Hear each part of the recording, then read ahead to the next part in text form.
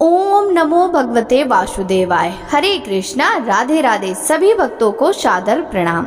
सभी भक्तों को श्रावण मास पुत्रदा एकादशी व पवित्रा एकादशी की हार्दिक शुभकामनाएं।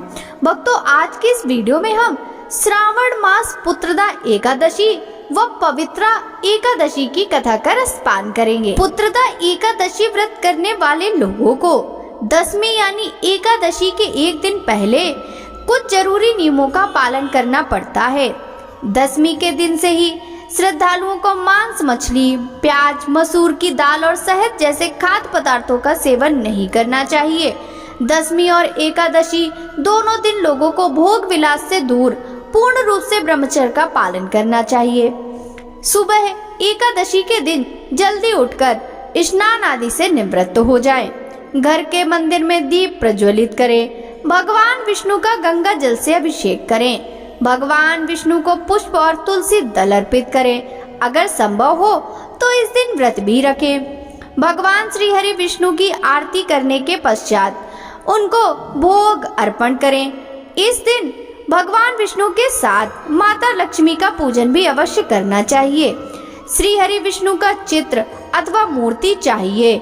पुष्पमाला, नारियल, सुपारी, अनार, आंवला, बेर, ऋतुफल, धूप, घी, पंचामृत के लिए कच्चा दूध, दही, शहद और शक्कर चाहिए।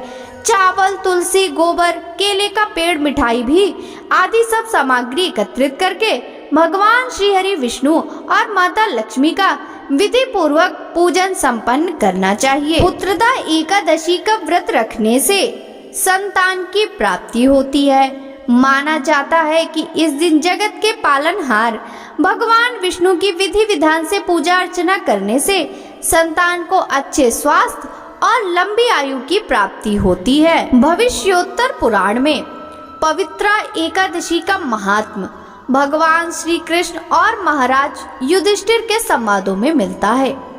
एक बार युधिष्ठिर महाराज ने श्री कृष्ण से पूछा, हे मधुसूदन, श्रावण मास के शुक्ल पक्ष में आने वाली एकादशी का नाम, उसका महात्म क्या है? इस बारे में कृपा आप विस्तार से वर्णन करें। भगवान श्री कृष्ण ने कहा, इस एकादशी का नाम पवित्रा है। जो भी इस व्रत की महिमा को श्रवण करेगा उसे वाजपेय यज्ञ के फल की प्राप्ति होगी। बहुत वर्षों पहले द्वापर युग के प्रारंभिक काल में महिजीत नामक राजा महिष्मतीपुर नामक राज्य पर राज करते थे। अपनी संतान की तरह प्रजा का रक्षण करते थे। एक बार उन्होंने प्रजा को राजसभा में बुलाया और कहा, प्रजाजन, मैंने कभी भी किसी प्रकार का पाप कर्म नहीं किया, अन्याय से कभी का धन ग्रहण नहीं किया, प्रजा पर अन्याय नहीं किया, ब्राह्मणों की अथवा देवताओं की संपत्ति नहीं छीनी। कानून सबके लिए एक समान है। उपयुक्त समय पर गुनाहों के लिए मैंने अपने रिश्तेदारों को भी दंड दिया है। धार्मिक और पवित्र मेरे शत्रु को भी मैंने उपयुक्त आदर और सम्मान भी दिया है। हे ब्राह्मणों, इस धार्मिक मार्ग का आचरण करते हुए भी मुझे पुत्र प्राप्ति नहीं हुई। कृपया आप इस पर विचार करके मुझे मार्गदर्शित करें। राजा का कथन सुनने के पश्चात सभी ब्राह्मणों ने इकट्ठा होकर विचार किया और अनेक आश्रमों को भेंट देते हुए भूत, वर्तमान और भविष्य को जानने वाले ऋषियों के इसका कारण पूछने का निर्णय लिया। इसीलिए उन्होंने वन में जाकर अनेक आश्रमों को भेंट दी। अंत में भ्रमण करते हुए लोमस ऋषि के पास पहुँचे। वे बहुत ही कठोर तपस्या कर रहे थे। उनका शरीर आध्यात्मिक था। वे आनंद से परिपूर्ण थे और कठोर उपवासों का पालन करते थे। वे आत्म संयमी और सभी शास्त्रों के ज्ञाता थे। उनका आयुमान ब्रह्मदेव जितना ही है, बहुत ही तेजस्वी। उनके शरीर पर असंख्य केश थे। जब ब्रह्मदेव का एक दिन अर्थात एक कल्प होता तो उनके शरीर का एक केश गिर पड़ता, इसलिए उन्हें लोमस कहा जाता था। वे त्रिकाल यज्ञ थे। लोमस ऋषि को देखकर आनंदित हुए राजा के सलाहकारों ने नम्रता पूर्वक कहा, हमारे उत्तम भाग्य से ही आप जैसे महात्मा के दर्शन हुए। लोमस ऋषि ने पूछा, आप सभी कौन हैं? यहाँ आने का प्रयोजन क्या है? मेरी स्तुति करने का कारण क्या है? ब्राह्मणों ने कहा, हमारे ऊपर आई हुई विकट समस्या के निर्मूलन के लिए हम यहाँ आए हैं। हे ऋषिवर, हमारे राजा महिजित निपुत्रिक हैं। उन्होंने संतान की तरह हमें पाला है। राजा का दुख हमसे नहीं देखा जाता, इसलिए कठोर तपस्या करने के लिए हम यहाँ आए हैं।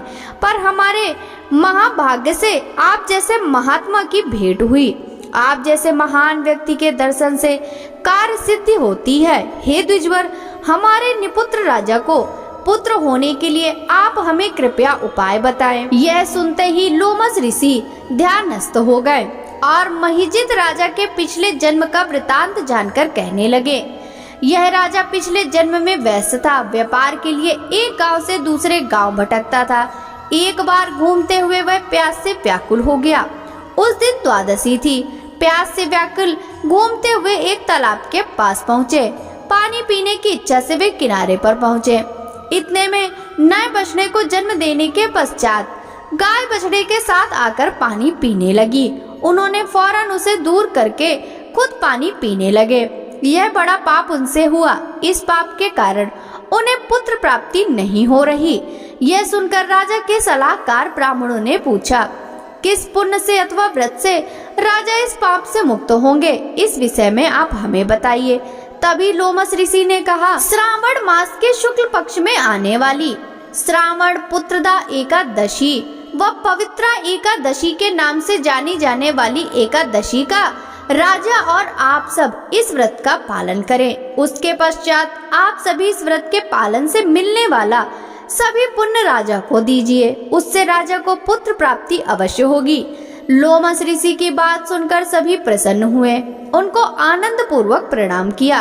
राजा के पास सभी लौट आए और सारा वृतांत राजा को कह सुनाया। राजा ने भी आनंद से सभी के साथ पवित्रा एकादशी का पालन किया। द्वादशी के दिन सभी ने व्रत के प्रभाव से प्राप्त हुआ पुण्य राजा को प्रदान किया। कुछ दिनों पश्चात रानी को गर्भ धारणा हुई और उसने सुंदर पुत्र को जन्म दिया। हे युधिष्ठिर महाराज, जो कोई भी इस व्रत का पालन करता है वह सभी पापों से मुक्त होकर इस जन्म में और अगले जन्म में सुख की प्राप्ति करता है। जो कोई भी इस व्रत का महात्म श्रद्धा पूर्वक सुनेगा अथवा कहेगा, उसे इस जन्म में पुत्र प्राप्ति का सुख मिलता है तथा अगले जन्म में भगवत धाम की प्राप्ति होती है। बोलिए श्री हरि विष्णु भगवान की जय, श्री कृष्ण चंद्र भगवान की जय।